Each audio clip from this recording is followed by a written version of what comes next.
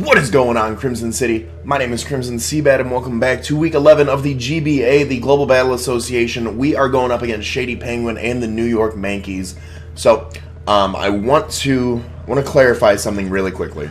It has been my personal decision after as of Week 10 that next season I will be stepping down into inactive play. I will be helping the guys behind the scenes. I will be monitoring all the documents, keeping tracks with stats, doing some analysis work, doing whatever work I can do to help them, but I will no longer be playing an active role in Season 6. I may return in Season 7, I do not know, but as of right now, Season 6, I will not be playing. The reason I say that is because going into this battle, I had announced that on my Twitter earlier in the week. I want to say it was probably Monday or Tuesday, and I had announced that, and then Shady reached out to me and said, asked if we were still battling, and I apologized because I should have personally messaged him. I said, we're not battling. I'm going to give you and John the 3-0 forfeits. I'm not playing anymore. I'm sorry.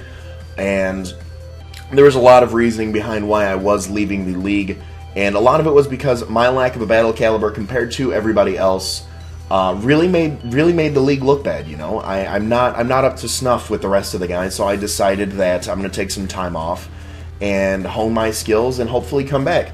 So, I announced it in the chat as well, hey, by the way, guys, John and Shady will get the 3-0s on me. I'm not playing.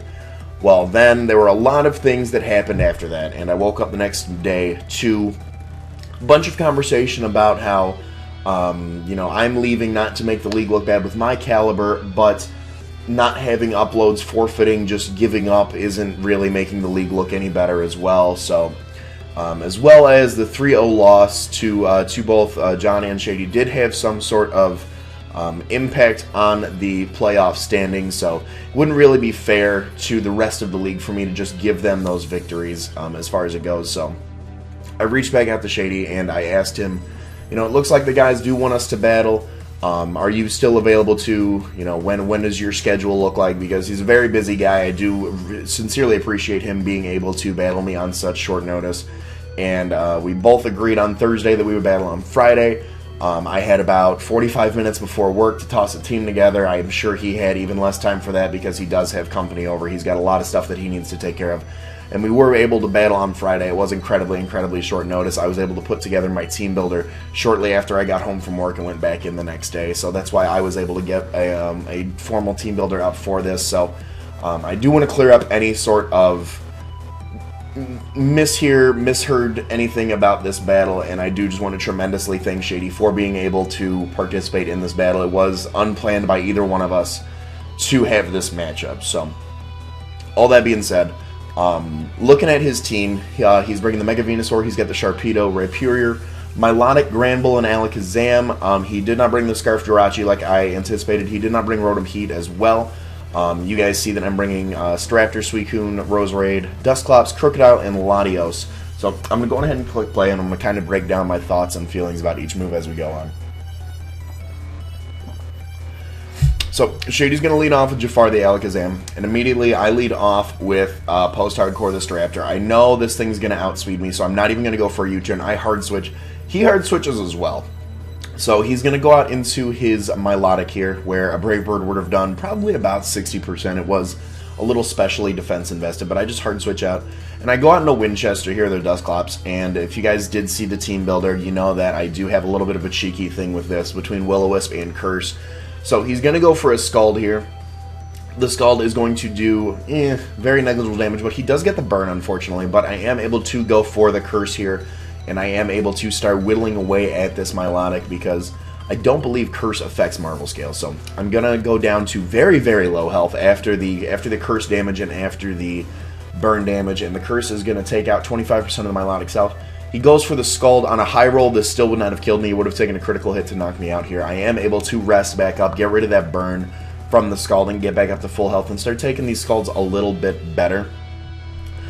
He does need to worry because now, outside of the lefties and what I assume is recovery, I'm taking away 25% each turn. If I can get a burn, I'm taking away 37% each turn of its total health.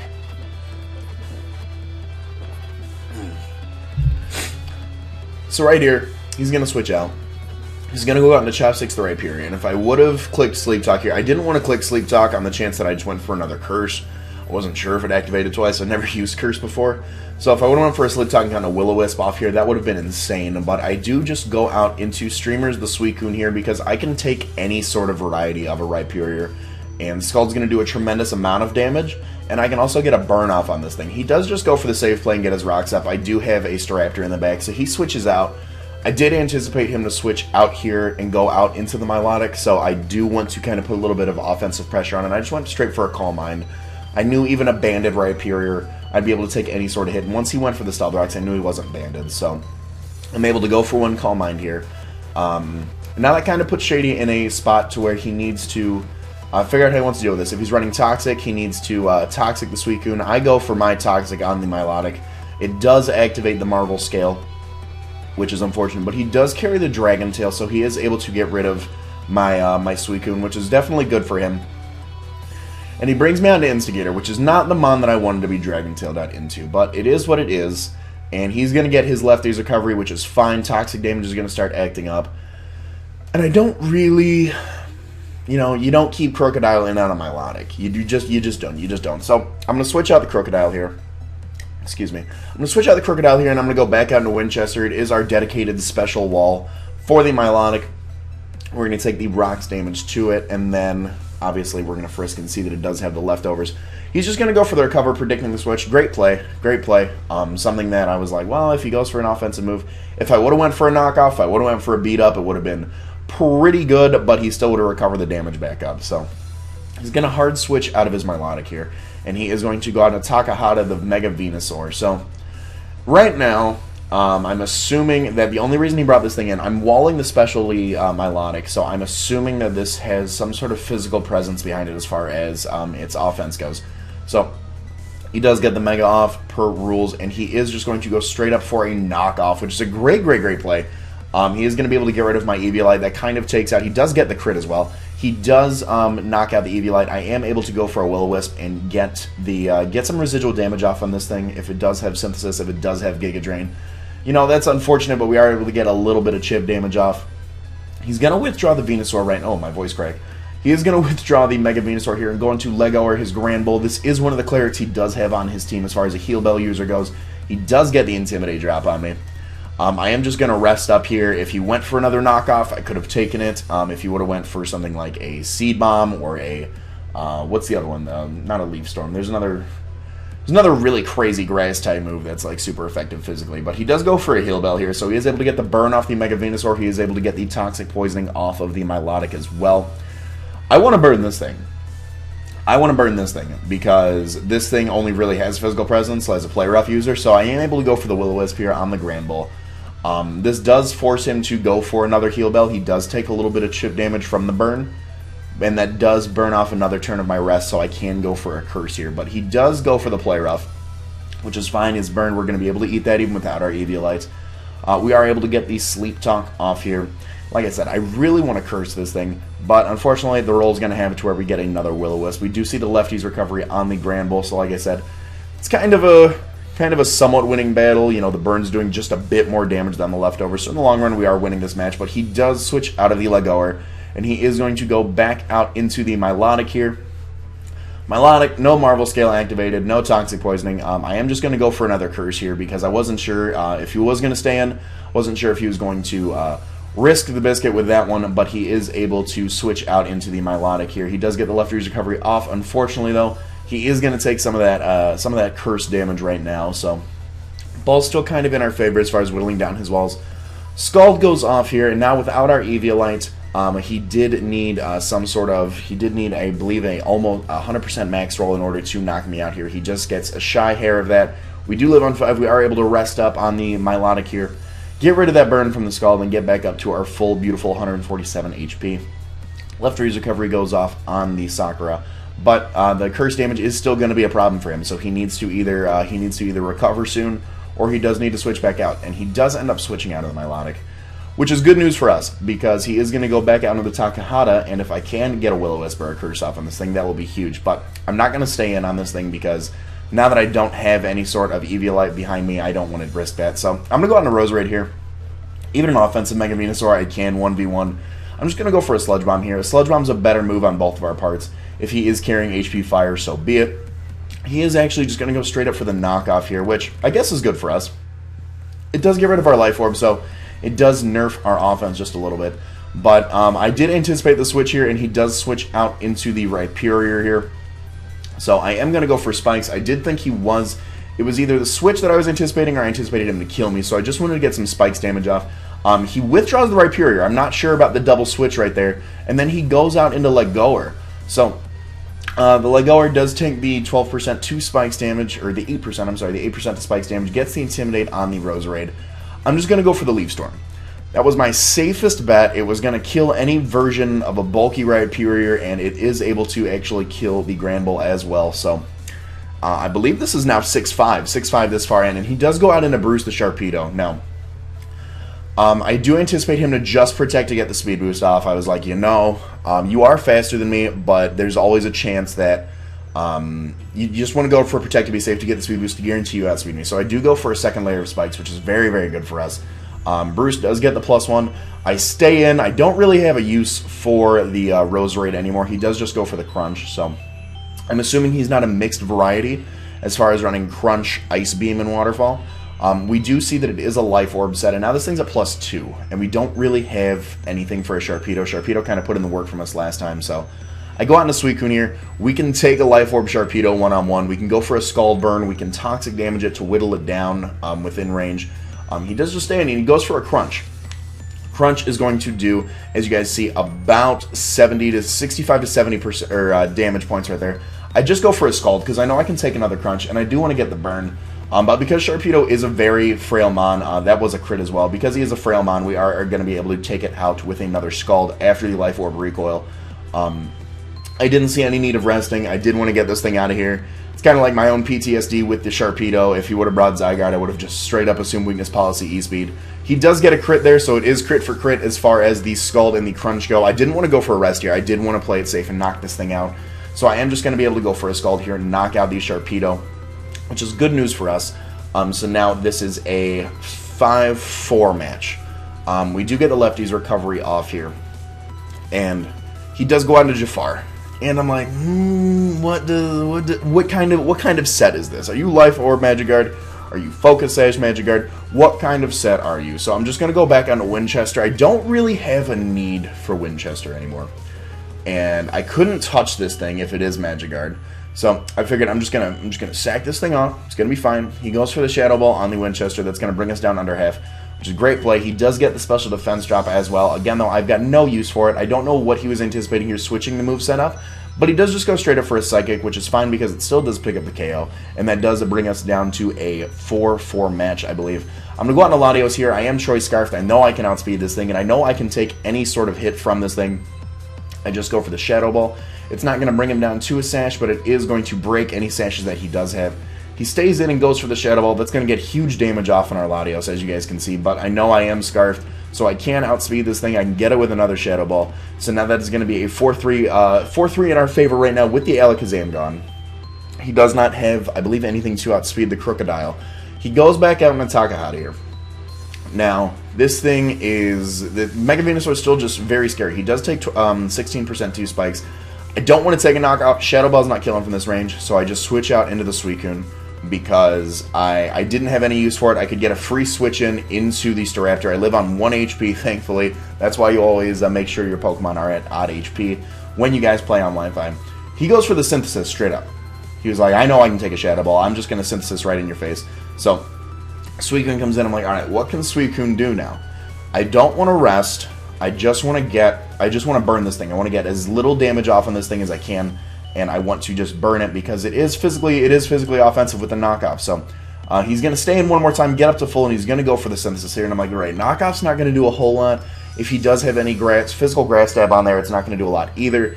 The Earthquake as well is also, if he does carry it, is not going to do as much either. So I was very fortunate to get that burn on the Scald here.